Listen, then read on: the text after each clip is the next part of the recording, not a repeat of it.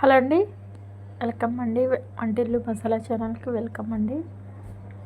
శుభ్రంగా వాష్ చేసుకున్న గోంగూరను పక్కన పెట్టుకోవాలి. అలాగే ఒక ప్యాన్ పెట్టుకొని 3 టేబుల్ స్పూన్ ఆయిల్ వేసుకొని, ఆయిల్ బాగా హీట్ అయిన తర్వాత ఎండుమిరపకాయలు ఒక 10 తీసుకున్నానండి. చక్కగా ఫ్రై చేసుకొని పక్కన పెట్టుకోవాలి. జీలకర్ర 1 టేబుల్ స్పూను, 1 టేబుల్ స్పూన్ ధనియాలు, కొంచెం మెంతులు యాడ్ చేసుకొని ఫ్రై చేసుకోవాలండి. మిక్సీ జార్లో యాడ్ చేసుకోవాలి. శుభ్రంగా వాష్ చేసుకున్న గోంగూరను కూడా అదే గిన్నెలో ఇట్లాగా ఫ్రై చేసుకోవాలండి. బాండీలో మిక్సీ జార్లో గార్లిక్ ఒక 5 తీసుకున్నాను, కళ్ళుప్పు కొంచెం, అలాగే చింతపండు కొద్దిగా తీసుకొని మిక్సీ పట్టుకోవాలండి. మరీ మెత్తగా కాకుండా కచ్చపచ్చగా మిక్సీ పట్టుకొని పక్కన పెట్టుకోవాలి. శుభ్రంగా గోంగూర అంతా స్మాష్ చేసుకోవాలి, మెదుపుకోవాలండి.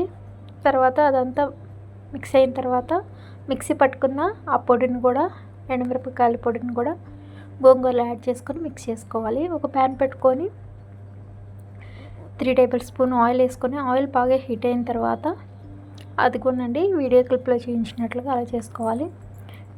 పచ్చెనపప్పు, ఆవాలు, జీలకర్ర, మినపప్పు, ఎండుమిరపకాయలు, ఇంగువ, కరివేపాకు యాడ్ చేసుకొని గార్లిక్ను కూడా దంచి యాడ్ చేసుకోవాలండి. చక్కగా పప్పు అంతా ఫ్రై అయిన తర్వాత ముందుగానే మనం గోంగూర పచ్చడిని రెడీ చేసుకున్నాం కదా, దాంట్లో యాడ్ చేసుకుంటే టేస్ట్ చాలా బాగుంటుందండి.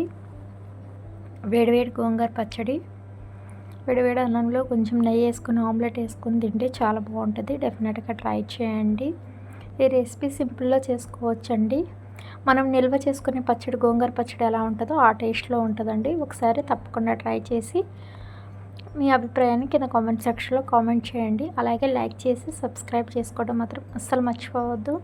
కామెంట్ కూడా చేసి వెళ్ళండి. కామెంట్ చేస్తే ఎంతమంది చూస్తున్నారు, ఎక్కడి నుంచి చూస్తున్నారు అనేది కూడా తెలుస్తుంది. మీ ఊరు కూడా ఎక్కడి నుంచి చూస్తున్నారు అనేది కూడా కామెంట్ చేయండి. Thank you for watching. Take care. See you next video. Bye.